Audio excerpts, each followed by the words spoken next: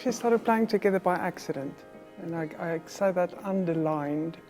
We met at the University of North Texas in 1999, and we actually got married 6 months later.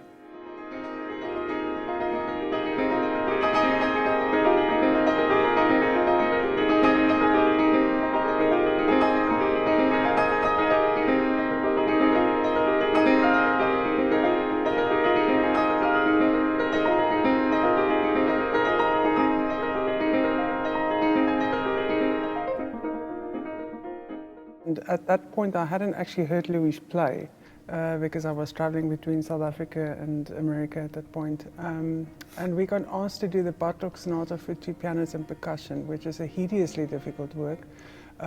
It was a complete disaster. We disliked each other intensely for a very, very, very long period after that. That's how we started playing. It was not a happy experience. So every time after that we got to play together, it was because people actually specifically asked. And it just developed into something really great over a long period of time, over 15 years.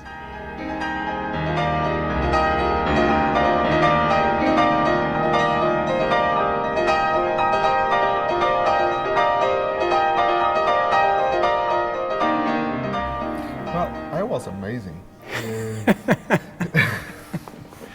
I always played amazing. The reason why we did not gel in the Bartok was because of Nina. She was never there. She was always traveling.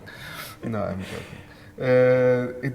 It was very nerve-wracking to play 2 pianos. It's a very difficult genre to master as a group, as an ensemble. And I think one of the recipes for success is knowing each other extremely well. Not necessarily in your household only, but especially when you communicate musically. And those challenges can only be overcome through time. I don't think it's something you can really put together in a rehearsal and then play a 2 piano concert.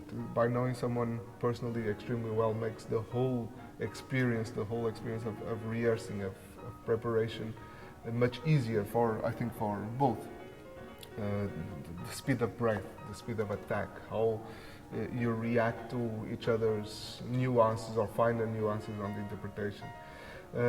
Now that first performance was extremely difficult because the piece itself is very difficult. It's one of the most difficult pieces of the genre, and we approached it as 2 soloists. You know, that's my part, and it's much more important than yours. That's what she thought. And I think the risk which we ran was to make it sound like 2 soloists playing at the same time, which was not what the piece needed or needs.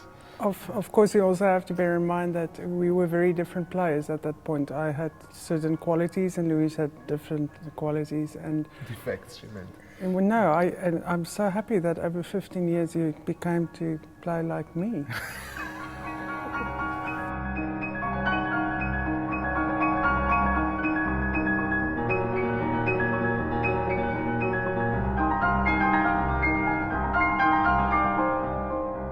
There is a lot of repertoire available for genre on 2 pianos and even more on piano duet, 1 piano, 4 hands.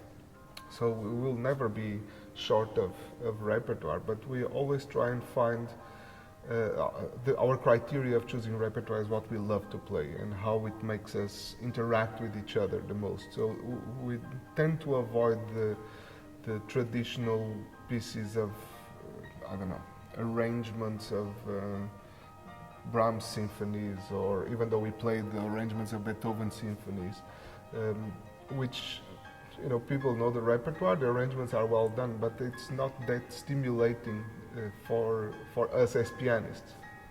Instead, we'd rather do, like we did, for instance, the Liszt version of Beethoven 9th Symphony.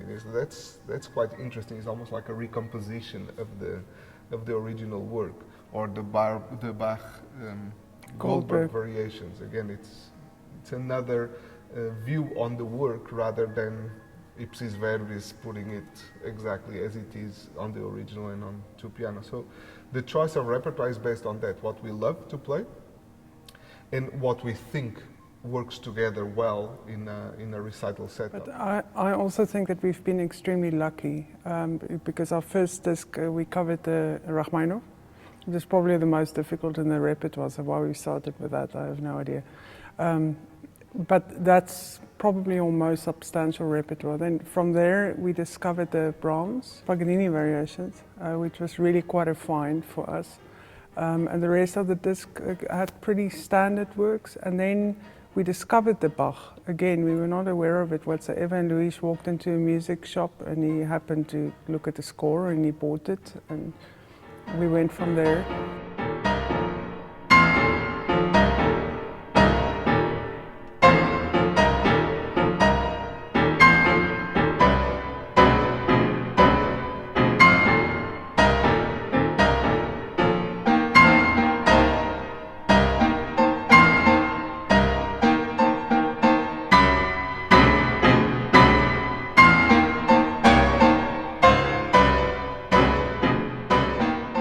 A friend of ours from New York sent us a score in the mail, the John Adams.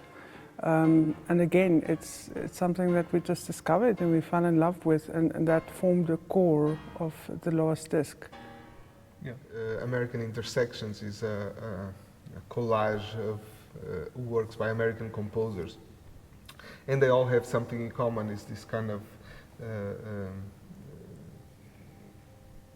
infection of different cultural musical ideas into American cultural ideas. So you have this kind of juxtaposition of very well written music in post-romantic modern idiom together with South American rhythms, with Native American rhythms, with different types of smells and tastes, but all of them extremely well done.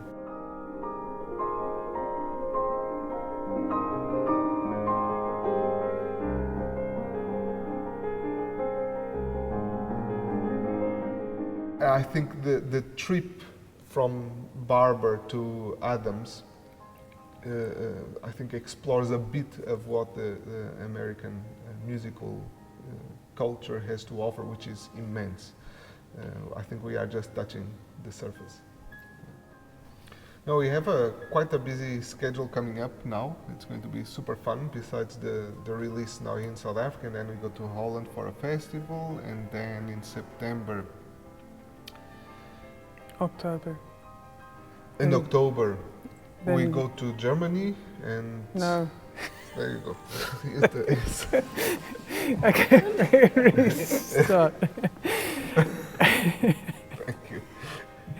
Just no. Can I get my phone to get the date? No, we've actually had a fantastic year so far because we've been on sabbatical from the university, which basically means no teaching, and just a lot of traveling and performing. So since the beginning of the year, we did a tour in America. We went to Portugal, we came back to South Africa, then we went to Poland, which we'd never played in. Then we went to Zimbabwe, back to South Africa, and now in the second half of the year, we'll be going to Sweden, back again to America for another short tour, Spain. Then in November, we go to Germany and Switzerland, and then we end off the year playing in Portugal, which is also an opportunity to see the family. Yeah, spending Christmas there. Right. So I think our long-term goals is just basically to try and find more repertoire, to play as many concerts in as many countries as we possibly can. And we are recording a disc in September of French repertoire, wonderful repertoire that we unearthed from an archive in Canada, of all places. This wonderful piece that I'm not going to tell just yet. And we are just coupling it with the other wonderful standards of the two-piano repertoire. And we are looking for that's going to happen in September, so hopefully next year release.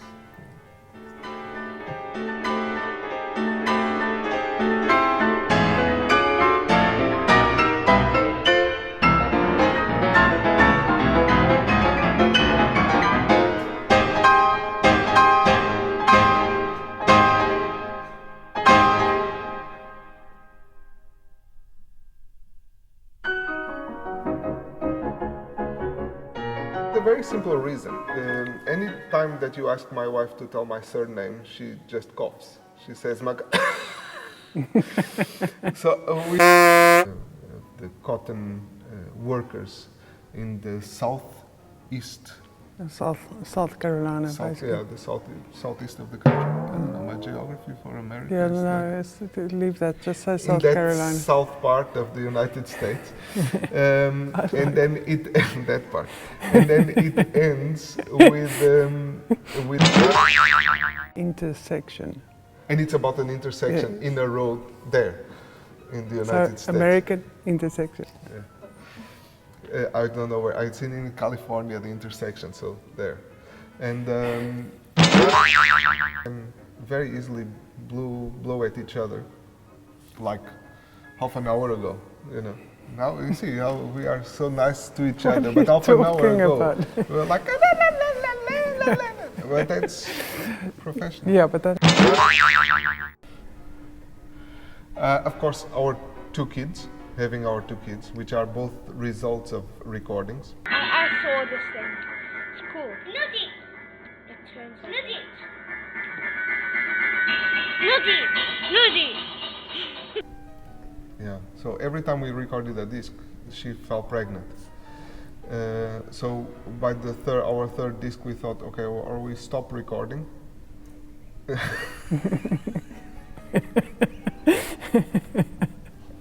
Or we have to buy a bigger house.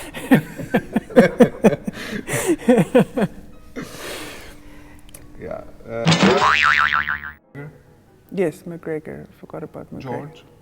Did I say George? I did say George. Yeah.